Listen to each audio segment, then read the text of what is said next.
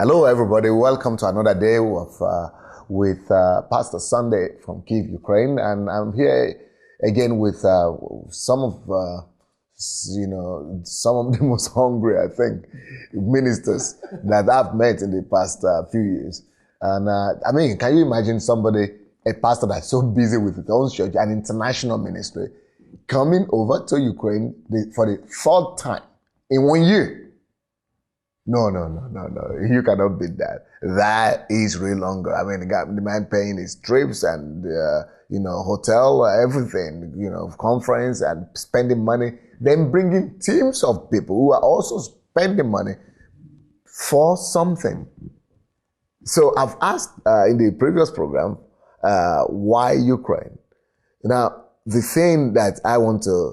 question that I want to throw out there now is, does it worth it paying this kind of price, such an amount of price in money, in labor, in time, in sacrifice, and is this something you would recommend to any minister? Oh, absolutely. We've not been in the price. You paid the price. We are living off, eating off the price you paid. When you compare what it cost us versus what it cost you, it's minuscule. And talking about if it's worth it, let me just give one example. On the last trip when I was here, I had a guy with me whose name is Derek. By coming to Ukraine with me and hearing what I heard, his life's changed. This guy, up to that time, has worked about 2 jobs for 21 years. I don't know if you get what I'm saying. He had a regular full-time job and a part-time job that is held for 21 years. He needed to survive or what? Well, America, you just buy bigger houses, bigger cars, and bigger things. And that's what we've been taught in church. Just get all you can and frame all you can and just sit on the can and don't do anything with your life. Until he came here. And he realized there's more to life than just accumulating things. Wow. So the guy left here and said, Pastor, I'm going to quit my job. I said, what? Within a month of getting there, he quit his job. Are you serious? Yes. So what I'm saying to you is, what is the job to do what though? To pursue the kingdom of God fully. Wow. Now, did he begin to do anything? Was there any he became my outreach director for the church. Wow. To live out everything we've heard here and create a system to allow us to do evangelism and to reach our community on a consistent basis. So he kept the part-time job. He has his part-time job, but quit the full-time job. That's what he did. So what I'm saying is, what does it profit a man to gain the whole world and lose his soul? Or what can a man give in exchange for his soul? How can you quantify that? If that's the only good that came out of that trip, it's worth it. Derek's life, his wife, his children, and generations to come will never be the same. Wow. Are you serious? Yes. And now, as a result of that, I've released him in the church. We want to talk about church shift, outreach. I don't do it. Okay. I put him up there. Now, apart from you, does anybody else in the church, yes, see the change in Derek? Everybody sees the change. You can't see Derek with us in the change unless you are blind. Yes, because the guy is lit up like a light bulb. Everywhere, every time, 24/7. Yes, it's a change man. Absolutely. No, because some people know you. You are a very, very popular, prominent minister, especially from within people from Nigeria and Africa. Yeah. Now, can you tell us 1, 2, 3? These are the concrete changes that I personally have experienced. So it's not talk. First of all of a sudden, you see a model. You now have you're no longer flying in the dark. Mm. Okay, you've read this revelation. You know it's there. You know it's true. Preached it too. You've preached it. You know it. But there's nothing tangible. There's no handle that you can hold and say, yes. So you are pointing people to something you've not seen or done. I see. So that lacks credibility. So now, though, having seen what's happening here, we know that we know that we know.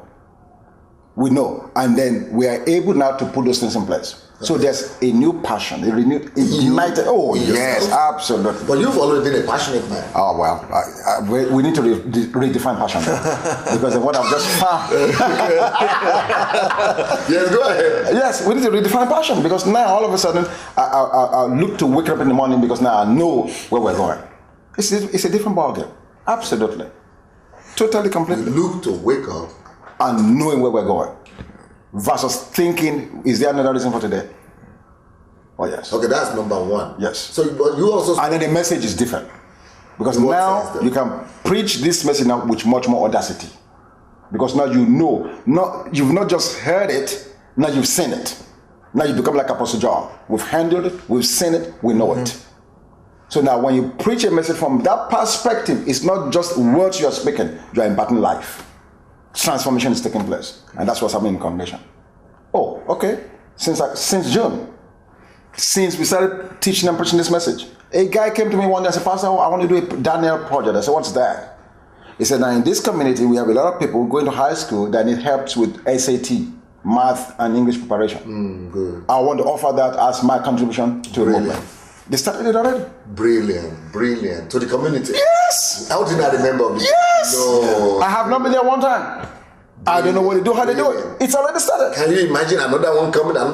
That's what I'm talking about. So and people are hearing this, they're knowing this because we announced this to the congregation.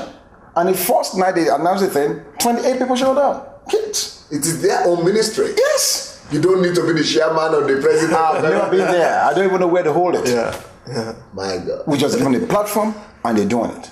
28 kids. For the first time. For the first time. 6-week course. Since I got here in Kiev on this trip, I got the email that the first 6 weeks of the class was ending. It's ending this Wednesday, today. Today it ends today, the first 6 weeks. Somebody started that. It's not my idea. And that's what we're talking about. People being able to tap into their God-given resources and redeem a part of the earth back to God. Since then, though, do you think your life in these past 6 months, you said it has drastically... I just started ministry. What will compare? I just started ministry. No. Listen. Okay, let me put it this way. We've planted about 750 churches. My God. In northern Nigeria. Okay? About 3 or 4 years ago, God said something in Accra, Ghana. I remember the place and the time. The question God asked me, do you want to continue to do what you're doing the way you've been doing it? That's a scary question. God asking you that question. But I said no.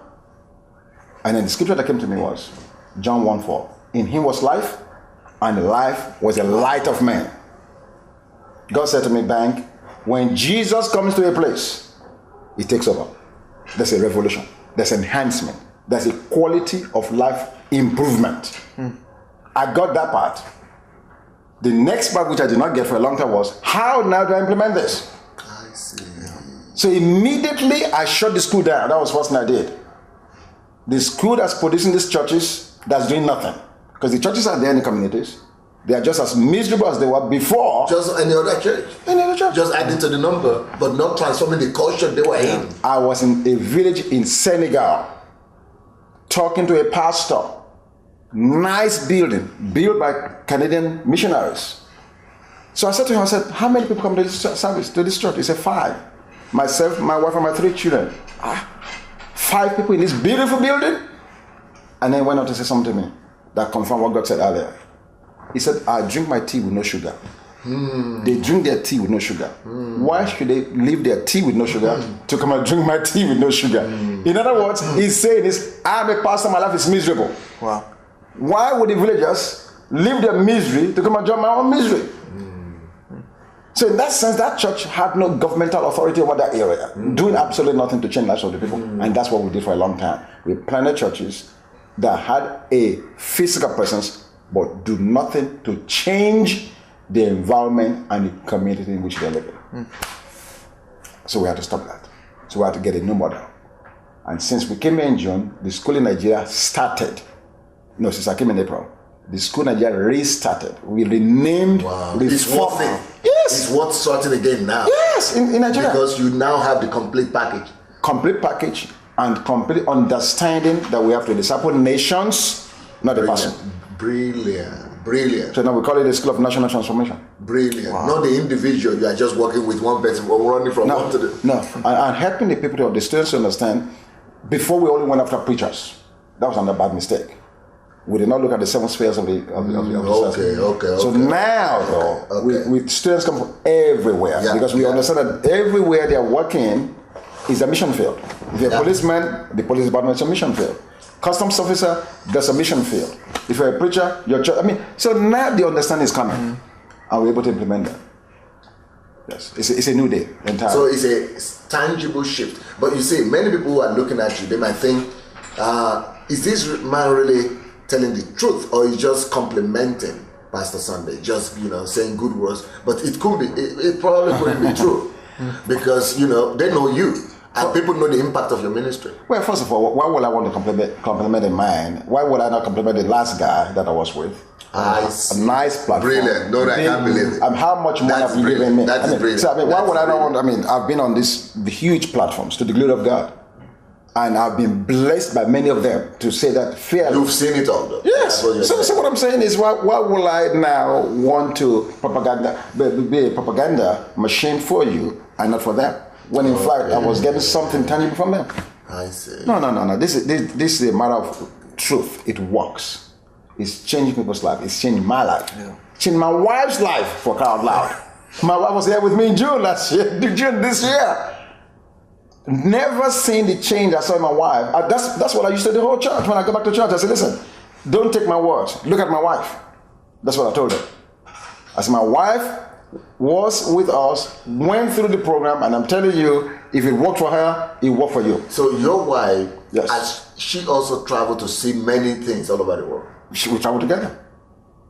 So for the most part, she's seen a lot as well. Yes, absolutely. And you said you've never seen that kind of change in her, like I've never. We got here the very first night. She didn't sleep at all.